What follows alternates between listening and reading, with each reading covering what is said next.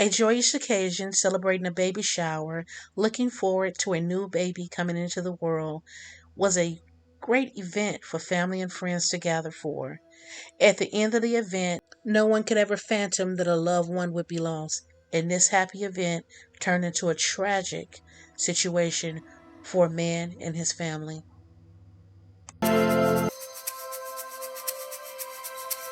If you're new to my channel, thank you for watching. Take a few seconds to like and subscribe. Leave a comment and I will try my best to answer all of your questions. Ring the bell for notifications when I post new videos. Good people, I'll tell you what it is, and that's what's happening. If you have a story you'd like to share, please leave that information in the comment section. Illinois is known for being the home of multiple presidents. Some of those presidents include Abraham Lincoln, Ulysses S. Grant, of course, Barack Obama, and even Ronald Reagan spent his early childhood here in Illinois. Illinois is also known for the great Navy Pier. Everyone loves the Navy Pier. It's worldwide famous, and people come from all over the world to visit Navy Pier. The delicious food, including Jewtown Polishes and pizza and hot dogs, those famous hot dogs. And of course, Chicago. Everyone loves Chicago. Oh yes, has lots to offer when it comes to entertainment. And let's not forget the annual Taste of Chicago event that people travel from all over to attend on an annual basis.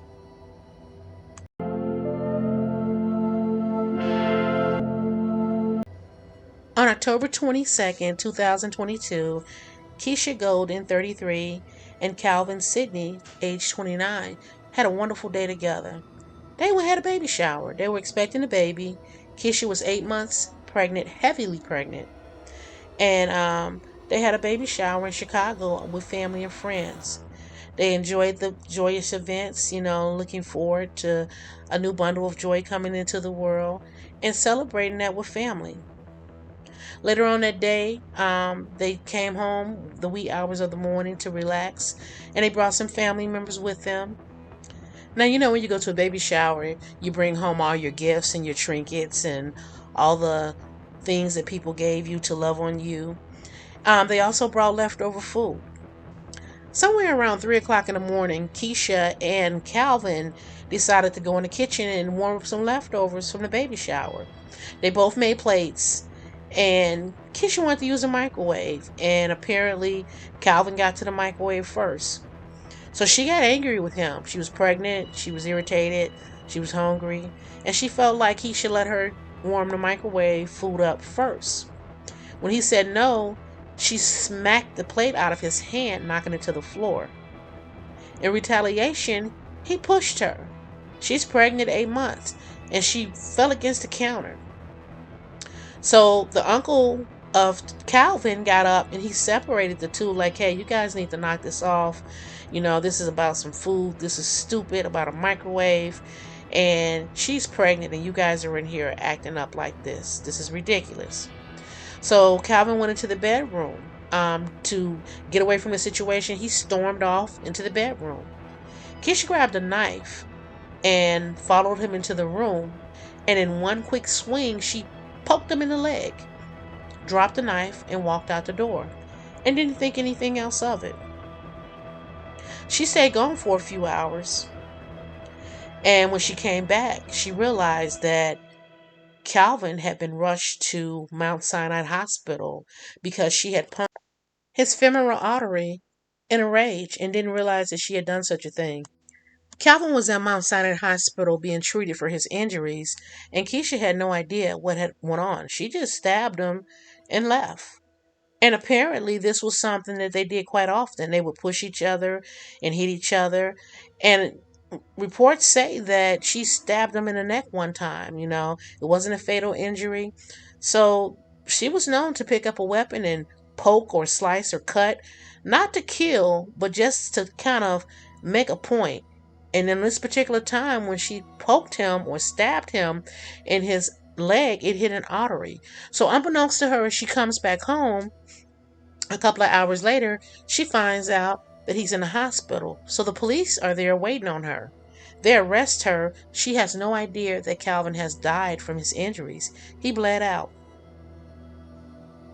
During her statement to the police, Keisha told them that he was acting out and she just wanted him to leave, and he wouldn't leave because he was going to hurt the baby, is what she was afraid of. He pushed her into the counter up against her belly. She didn't want him to hurt the baby because he was acting out. And she told them that this was something that happened quite often between the two of them. They would get upset with each other and they'd kind of get rough with each other. But they did love each other. They had a toxic relationship, but she says they loved each other. Family members also vouched for them and said these two were very toxic, but they knew that they loved each other. And if Calvin was alive, he would tell authorities he did not wish to move forward with charges against her. But unfortunately, he's not alive to say that, because as a result of the fight, she picked up that knife and she made a fatal mistake, and it cost him his life. So the police said that they had been called to that address as recent as July, at least 5 separate times, because Keisha and Calvin were fighting. On one occasion, Keisha accused Calvin of punching her in the face, and she put out an order of protection against him. And after that, a month later, they get a phone call. They come back. Now Calvin is saying that Keisha stabbed him in the neck. He had to receive medical care for that wound, but he refused to press charges against her. So these two were just very toxic, and they went back and forth hurting each other.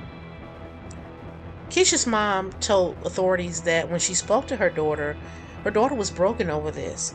Keisha even told authorities herself she had no idea that you could fatally injure someone from poking them in the leg. She wasn't trying to kill him, and she had no idea that such a small, what she thought, incision would actually kill someone. But unfortunately, that's what happened. So she was charged with the death of him. She has a $2 million bail bond, and she's being held in custody as charges are pending and the investigation continues. This is a sad situation.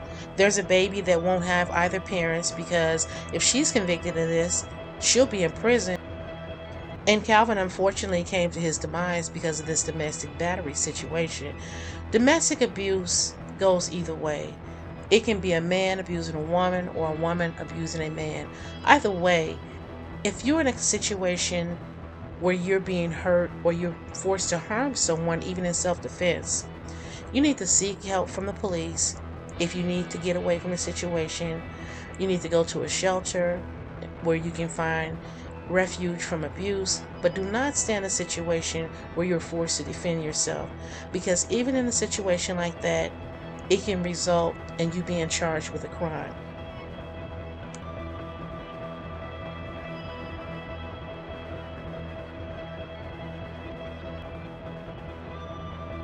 Hey, good people, be aware, be safe, God bless, love you.